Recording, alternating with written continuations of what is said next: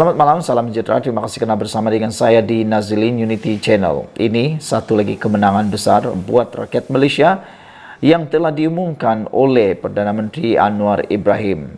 Adakah dengan ini Datuk Seri Anwar Ibrahim akan lebih mendapat kepercayaan daripada rakyat? Hari ini Anwar Ibrahim telah mengumumkan dana tambahan RM30 juta untuk menaik taraf laluan Gerik-Jeli. Perdana Menteri Datuk Seri Anwar Ibrahim hari ini mengumumkan peruntukan tambahan sebanyak 30 juta ringgit bagi menaik taraf Jalan Raya Timur Barat yang menghubungkan Gerik dan Jeli. Beliau yang juga Menteri Kewangan berkata, peruntukan tersebut adalah sebagai tambahan peruntukan penyelenggaraan jalan itu yang dianggarkan sebanyak RM80 juta sehingga RM100 juta. Terdapat banyak permohonan peruntukan bagi penyelenggaraan jalan di seluruh negara dan saya akan mengkajinya dalam belanjawan madani kedua yang akan dibentangkan pada Oktober, kata Datuk Seri Anwar Ibrahim. Tetapi hari ini saya boleh meluluskan tambahan RM30 juta untuk perbaiki jalan, kata Datuk Seri Anwar Ibrahim dalam ucapan ketika melancarkan kempen My Jalan Kementerian Kerja Raya KKR di Gerik, Lapur bernama. Turut hadir Menteri Kerja Raya Datuk Seri Alexander Nantan Linggi dan Menteri Besar Perak Datuk Seri Saarani Mohamad. Untuk rekod, sebelum ini Alexander mengumumkan peruntukan awal RM30 juta daripada KKR bagi menaik taraf dan menyelenggara laluan tersebut. Sementara itu, dalam satu hantaran di Facebook Anwar sebentar tadi, beliau menyifatkan jumlah peruntukan tersebut pastinya memberi impak besar kepada pembangunan infra di kawasan berkenan untuk dimanfaatkan kepada pengguna jalan raya. Katanya, kerajaan perpaduan sentiasa prihatin dalam keluh kesah rakyat serta memahami keinginan rakyat untuk memiliki kemudahan asas, yaitu jalan raya yang selesa dan selamat. Saudara, sejak jadi Perdana Menteri, Datuk Seri Anwar Ibrahim telah memberikan pelbagai inisiatif untuk kebaikan rakyat semua. Salah satunya ialah beliau juga telah pun menambah beberapa projek termasuk cuba membantu memperbaiki bekalan air bersih di Kelantan. Namun demikian, adakah tindakan itu tidak mencukupi sehingga hanya 2 kerusi yang mampu dimenangi oleh Pakatan Harapan BN di Kelantan? Diharap dengan peruntukan-peruntukan yang disalurkan oleh Kementerian Kewangan melalui Datuk Seri Anwar Ibrahim ini mampu menangi hati rakyat.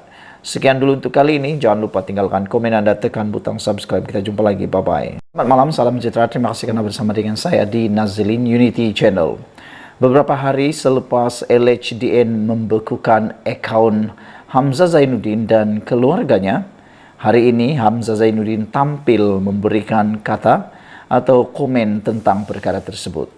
Sebelum saya teruskan ulasan dan pendedahan pada petang ini, jangan lupa tinggalkan komen Anda, tekan butang subscribe. Tekan butang subscribe itu percuma, Anda tak perlu bayar apa-apa.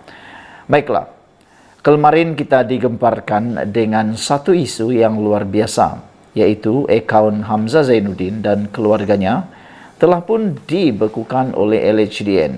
Kononnya LHDN membekukan akaun tersebut ada kaitan dengan siasatan SPRM baru-baru ini. Namun demikian, yang lebih mengejutkan kita ialah apabila Hamzah Zainuddin tampil membuat pengakuan, tampil membuat pencerahan yang kita tunggu-tunggu. Walau bagaimanapun, sejauh mana kita boleh meyakini pendedahan dan pencerahan serta pengakuan daripada Hamzah Zainuddin ini terpulang pada Anda. Sila tulis dalam ruangan komen Anda. Hamzah Zainuddin kata akaun yang dibeku adalah atas arahan pemimpin politik tertinggi kerajaan. Ada netizen yang mula memberikan komen. Mereka kata asal saja ahli politik yang disiasat SPRM atau dibekukan. Balik-balik jawapannya ialah ada orang yang mengarahkan pembekuan. Itu yang seringkali berlaku. Padahal kalau orang biasa, tiada pula masalahnya. Saudara-saudara, Ketua Pembangkang Hamzah Zainuddin mengesahkan lembaga hasil dalam negeri Al-Syrian telah membekukan akaun miliknya dan istrinya semalam. Hamzah yang merupakan Setiausaha Agung Bersatu itu mendakwa pembukaan itu berpunca daripada tekanan dan campur tangan pemimpin-pemimpin politik tertinggi Kerajaan Persekutuan. Pembekuan ini yang kemudiannya disebarkan kepada media merupakan usaha terdesak kerajaan pimpinan Anwar Ibrahim untuk terus menekan pimpinan PN yang semakin mendapat kepercayaan rakyat, kata Hamzah Zainuddin lagi. Ia juga satu taktik kotor yang berterusan bagi mencipta persepsi buruk terhadap Perikatan Nasional, terutama selepas sokongan majoriti rakyat beralih kepada PN yang memenangi 146 daripada 245 kerusi DUN baru-baru ini, katanya dalam kenyataan hari ini. Semalam, pembekuan itu dilaporkan berkaitan dengan siasatan SPRM yang sedang dijalankan terhadapnya. Hamzah berkata pendakwaan politik terhadapnya serupa seperti kes melibatkan pengerusi Perikatan Nasional Muhyiddin Yassin yang kini berdepan 4 pertuduhan salah guna kuasa berkaitan projek Jana Wibawa ketika dia menjadi Perdana Menteri. Pada 15 Ogos lalu, Mahkamah Tinggi melepas dan membebaskan Muhyiddin daripada 4 pertuduhan itu. Namun, 3 pertuduhan di bawah Seksyen 4 dalam kurungan 1 Akta Pencegahan Pengubahan Wang Haram, Pencegahan Pembiayaan Keganasan dan Hasil daripada Aktiviti Haram 2001 terhadap Muhyiddin Yassin masih lagi kekal. Hamzah Zainuddin juga berkata dia pasti ada banyak lagi tindakan politik akan diambil terhadapnya dan pemimpin PN lain dalam masa terdekat. Kezaliman kerajaan PHBN ini tidak akan menghentikan perjuangan saya, kata Hamzah Zainuddin lagi. Sementara itu, Hamzah Zainuddin berkata dia telah menyerahkan surat tuntutan kepada kerajaan SPRM dan Ketua Pesuruhjaya SPRM Azam Baki. Peguam saya sedang menyediakan kertas-kertas tindakan untuk tujuan memulakan tindakan mahkamah terhadap SPRM, Ketua Pesuruhjaya SPRM dan kerajaan kerana mengheret nama saya dalam kes pendakwaan yang tiada kena mengena dengan saya, kata beliau lagi. Sekian dulu untuk kali ini. Ikuti terus ulasan selepas ini. Jangan lupa tinggalkan komen Anda, tekan butang subscribe. Kita jumpa lagi. Bye-bye. Selamat petang, salam sejahtera. Terima kasih kerana bersama dengan saya di Nazilin Unity Channel. Isu hangat petang ini datang daripada Harapan Daily. Perikatan Nasional Kerajaan gagal berkuasa pun sebab peralatkan nama Islam. Itu kata pengarah komunikasi Amanah Nasional Khalid Samad. Apabila beliau kata Perikatan Nasional PN telah gagal mentadbir kerajaan negeri dan kerajaan persekutuan ketika berkuasa selama 33 bulan, namun ia berjaya ditutup dengan memperalatkan nama Islam. Sebelum kita teruskan ulasan pada petang ini, jangan lupa tinggalkan komen Anda dan bantulah saya. Tekan butang subscribe, itu percuma. Anda tak perlu bayar apa-apa. Dengan menekan butang subscribe, Anda mendapat ulasan terkini percuma daripada channel ini dan juga daripada rakan-rakan penganalisis politik yang lain, pemerhati politik yang lain, dan Anda dapat mengembangkan channel ini. Terima kasih atas bantuan Anda semua. Beliau berkata, Khalid Samad berkata, apabila kerajaan perpaduan di Selangor membentangkan prestasi sepanjang 5 tahun, ia sudah tidak lagi relevan disebabkan ada penyokong PN yang sudah didoktrin bahawa prestasi dan kecemerlangan kerajaan tidak penting. Apa yang penting, katanya, Perikatan Nasional yang kononnya mahu menyelamatkan Islam itu mesti kekal berkuasa biarpun gabungan itu terbukti gagal dalam pentadbiran mereka. Bila kita nak hadapi pilihan raya negeri di Selangor, kita nyatakan apa kejayaan kerajaan negeri, apa kebaikan yang dah dilaksana, tapi semuanya dah jadi tak relevan. Bagi orang-orang yang termakan dengan doktrin PN, prestasi kerajaan yang cemerlang semua tak penting. Yang penting, PN mesti berkuasa kerana Perikatan Nasional itulah yang akan selamatkan atau hentikan ancaman terhadap Islam yang kononnya sedang berlaku menurut Khalid Samad. Dia hanya mampu menghasilkan, menurut Khalid Samad, dia hanya mampu menghasilkan persepsi, oh ini tak ikut Islam. Tapi apa Islam cadangkan, dia tak cakap pula. Dia tutup kegagalan Perikatan Nasional dengan memperalatkan Islam, kata Khalid Samad. Dia selubung Islam tu pada dia. Apa yang PN tak mampu buat dan gagal, mereka kata yang penting Islam selamat. Ini adalah satu corak pemikiran yang akan memundurkan umat Islam dan akan memundurkan bangsa Melayu, kata Khalid Samad dalam bicara Haji Khalid Samad di Facebook Jom Channel malam tadi. Pengerusi Amanah Kelantan itu juga meluahkan rasa khawatir apabila umat Islam selesa dengan kemunduran yang berlaku seperti masalah air, pembangunan dan pengangguran yang tinggi di Kelantan. Bila dia cakap dia parti Islam, sikapnya tidak menunjukkan sebegitu dan doktrinnya memundurkan umat Islam. Adakah itu yang kita inginkan? Soal Khalid Samad. Ada yang kata dunia ini tak penting. Yang penting kita fikir ialah akhirat. Tak payah pembangunan, buang masa. Jadi selagi mana umat Islam mempunyai kefahaman yang sebegitu, maka Perikatan Nasional akan menang dan inilah cabaran dihadapi Pakatan Harapan BN, ujar beliau lagi. Sebelum kita berpisah, sila tinggalkan komen anda untuk isu dan ulasan Khalid Samad kali ini. Khalid Samad menyatakan Perikatan Nasional kerajaan gagal, berkuasa pun sebab peralatkan nama Islam.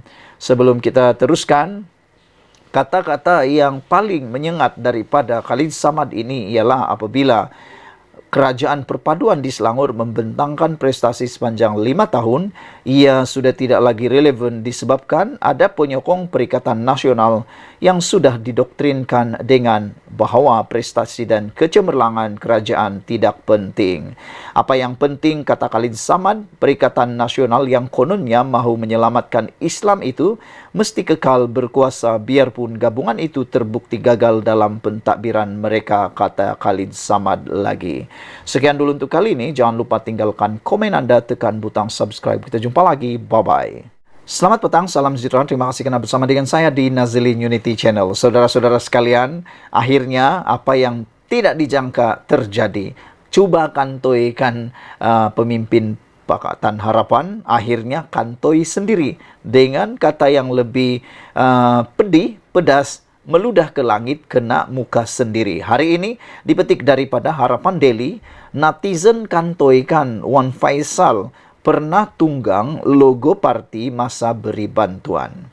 Ketua Angkatan Bersatu Anak Muda Armada Wan Ahmad Faisal Wan Ahmad Kamal menjadi sasaran serangan selepas mendakwa beliau tidak pernah menunggang logo atau nama parti ketika memberikan sumbangan.